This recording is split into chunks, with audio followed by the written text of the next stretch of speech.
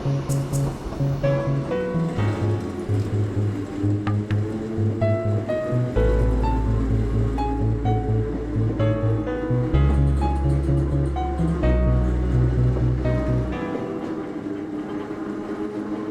松琴平電鉄、通称琴電。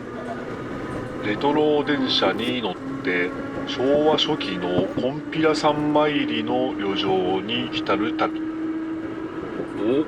現代の建物とは色彩の異なる明らかな古い建物が見えてきた。大正15年の開業時から昭和55年まで使われた琴平線の心臓部畑田変電所。日本で最初に 1500V 用水銀整流機を輸入した先駆的な変電所であり、鉄道だけでなく周辺の町へも電気を送っていたとか。周辺に建物が建った今ですら頭一つ飛び出して目立っている。建設時は異様なまでに巨大な建物が突如現れ、町の人々の琴平線開業に対する期待が嫌顔でも高まっただろうな。末駅に到着。読み方が難しい。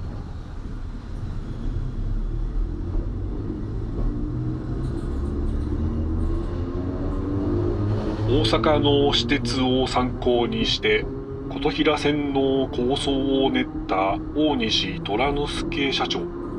駅舎も例外ではなく、社長自らが阪急、南海、阪神電鉄などに出向いて駅舎を視察したそう。もしかしたら開業時は車窓から眺める関西駅舎博物館の様相を呈していたのかもしれない。体験してみたいものだが、実は今でもそれを体験できる駅がある。滝宮駅舎。傾斜の急な屋根を特徴とする美しい駅舎。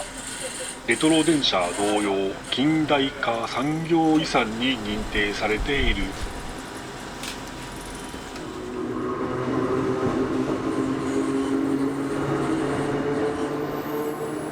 お父さんと子供、きっとあの子の思い出にこの旧型電車が登場し、いつか懐かしく思う日が来るだろう。少し安心。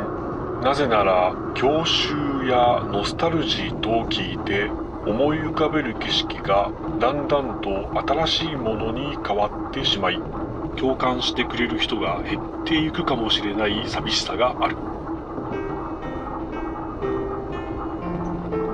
綺麗な三角形の山、つ間山、通称羽床富士。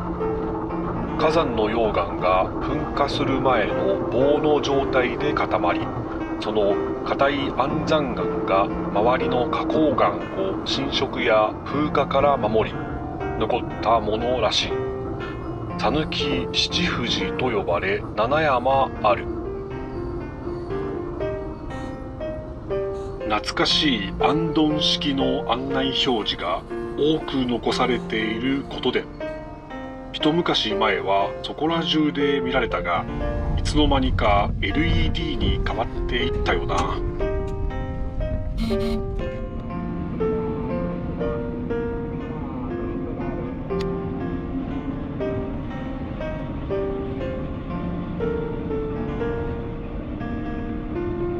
別の日の23号電車からの景色。運転手さんの動きが電車の激しい揺れを物語る。いくら設備が立派とはいえ、当時の足回りの技術だと速度を出すとどうしても揺れが大きくなる。誰が言い出したか、まるでメリーゴーランドのような揺れ。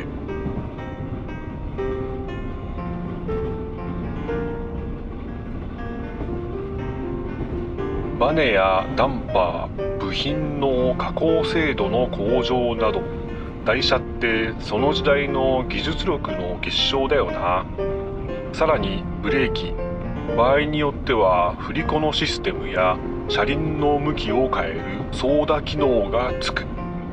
決められた狭いスペースに全部収まるんだからすごい。この時代の台車にも車輪に重たい吊り掛けモーターがついているから、技術者は振動低減に頭を抱えただろうな。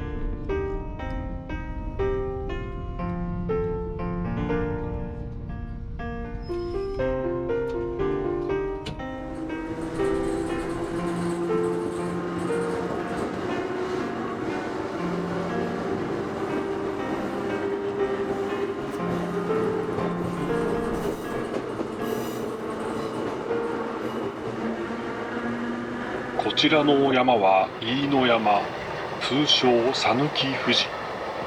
讃岐七富士の中で最も高い422メートル。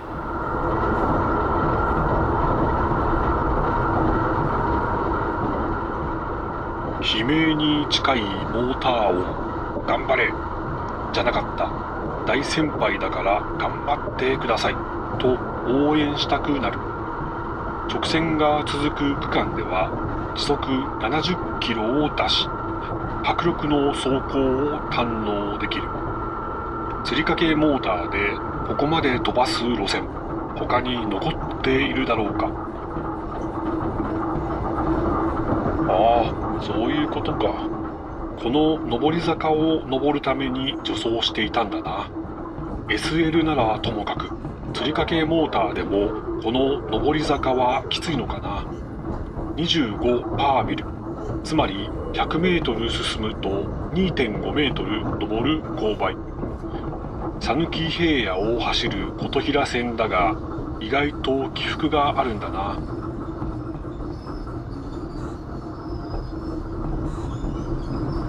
まだまです。まだま49に発車します。49に発車します。当時、上洋連続1キロします。踏切の横断時はご注意ください。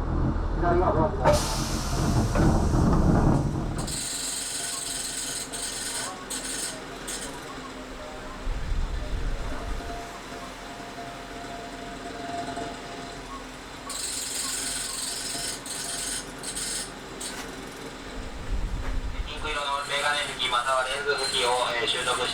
ため池のほとり、狭間駅で停車。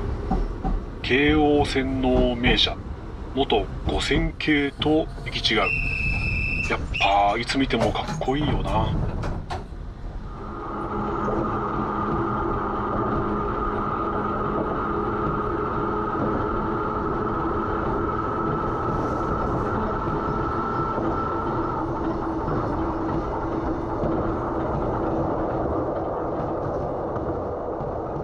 香川県唯一の一級河川土岐川。江東川同様、大勢の人に見送られるレトロ電車。土岐川鉄橋もやはり大正15年製であり、石積みの美しい橋脚も現役。車両だけではない琴平線、大正時代の生き証人たち。金毘羅山を中腹に抱く象の頭の形をした象頭山が間近に迫ると、間もなく終点琴電琴平駅。 JR 土山線の鉄橋には謎の空きスペースが2車線分。一つは琴平線の複線化を見据えたスペース、もう一つは戦時中の昭和19年まで坂出から運行されていた琴平急行電鉄線の跡。実はもう一路線、多度津方面から来る琴平三宮電鉄も琴平まで来ていた。国鉄も合わせて4路線。四国の玄関口の役割を担う各港から金比羅山までそれぞれ鉄道が敷かれていた。金比羅山を目指す人々がそれほどまでに大勢いたということだな。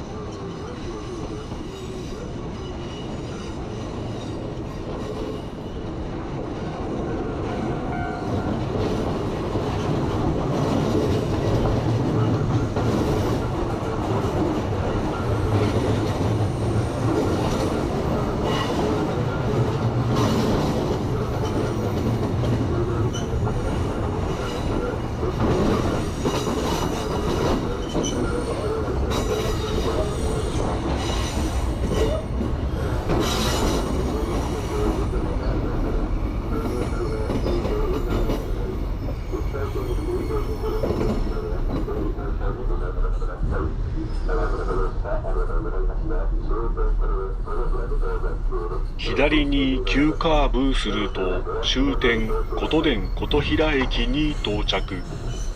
開業当時のホームと上屋が残る。隣の高灯籠は江戸時代の1860年に完成し、瀬戸内海を航行する船乗りが目印としていたそう。瀬戸内海からこの灯籠の明かりが見えるとは、今では到底考えられないが、当時は遮る建物がないほど見渡す限りの田畑か原野だったのだろう。